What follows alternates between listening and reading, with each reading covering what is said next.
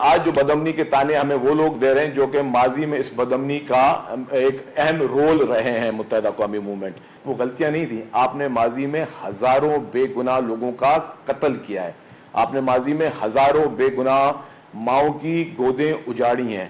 آپ نے ماضی میں ہزاروں بچوں کو یتیم کیا ہے.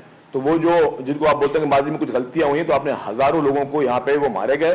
آپ جب پرویز مشرف صاحب کے دور اقتدار میں آپ کے پاس حکومت تھی اور 11 سال تک آپ کے یہاں پہ کراچی میں گورنر بھی موجود تھے، ان دنوں میں ہمیں یاد ہے کہ جس طریقے سے جو ماضی میں جو آپریشنز ہوئے تھے، ان آپریشنز میں جن پولیس والوں نے پارٹیسپیٹ کیا تھا ان کو چن چن کے مارا گیا. اور وہ بھی الزام کسی اور پہ نہیں، وہ بھی متحدہ قومی موومنٹ پہ تھا کہ جنہوں نے اس آپریشن میں جو کراچی آپریشن میں جن لوگوں نے حصہ لیا تھا، اور کراچی آپریشن میں جنہوں نے ایک کلیدی کردار ادا کیا، جن پولیس کے نوجوانوں نے، پولیس کے جو ہے بہادر افسران نے، ان کو چن چن کر جو ہے وہ شہید کیا گیا. وہ بھی متحدہ قومی موومنٹ کے دور میں ہی ہوا.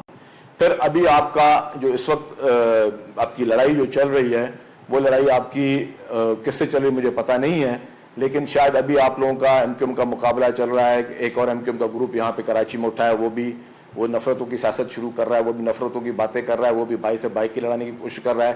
اور ابھی ان کے پاس کوئی سیاسی طور پر کوئی ایجنڈا موجود نہیں ہے ایم کیو ایم کے پاس. اسی لیے ہی ایم کیو ایم جان بوجھ کر اس طرح کی کوششیں کر رہی ہے کہ کبھی جو ڈمپرز کے ایکسیڈنٹس ہو رہے ہیں یا باقی ایکسیڈنٹس ہیں، اس کو جواز بنا کے کوئی بدامنی کی جائے.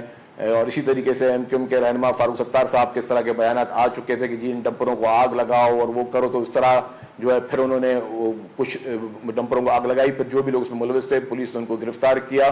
تو ہم نہیں چاہتے کہ اس شہر کو، جو اس وقت اس پورے ملک میں ایک ترقی کا ہب جو ہے وہ کراچی سمجھا جاتا ہے، آپ کی اسٹاک ایکسچینج کراچی میں ہے، آپ کی بڑی اکنامک ایکٹیویٹیز کراچی میں ہوتی ہیں، اس کو سندھ حکومت کسی بھی صورت میں بدامنی کا شکار نہیں ہونے دے گی. کسی بھی سیاسی بلیک میلنگ میں آ کے حکومت جو ہے اس طریقے کے لوگوں کی سپورٹ نہیں کرے گی. متحدہ قومی موومنٹ میں اب آج مصطفیٰ کمال صاحب، خالد مقبول صدیقی صاحب ساتھ ہی بیٹھے تھے. خالد مقبول صدیقی صاحب کو میں تو محب وطن اور اچھا پاکستانی سمجھتا ہوں، لیکن ماضی میں جو مصطفیٰ کمال صاحب کے، بہت پرانا ماضی بھی نہیں جاتا، ریسنٹلی جو انہوں نے بیانات دیے خالد مقبول صدیقی کے بارے میں، وہ تو میں دہرانا بھی نہیں چاہتا. اگر کسی کو دیکھنا ہے تو جا کے آپ یوٹیوب پہ وہ موجود ہیں کہ وہ خالد مقبول صدیقی کے بارے میں مصطفیٰ کمال صاحب کیا فرماتے رہے ہیں. اس کے بعد پھر انہوں نے کہا کہ جی کراچی میں ڈیولپمنٹ نہیں ہو رہی، کراچی کھنڈر بن گیا. صرف اسی پیپلز پارٹی کی گورنمنٹ میں اور پیپلز پارٹی کے دور میں کراچی میں ترقیاتی کام ریکارڈ ہوئے بھی ہیں، ہو بھی رہے ہیں، انڈر پروسیس بھی ہیں.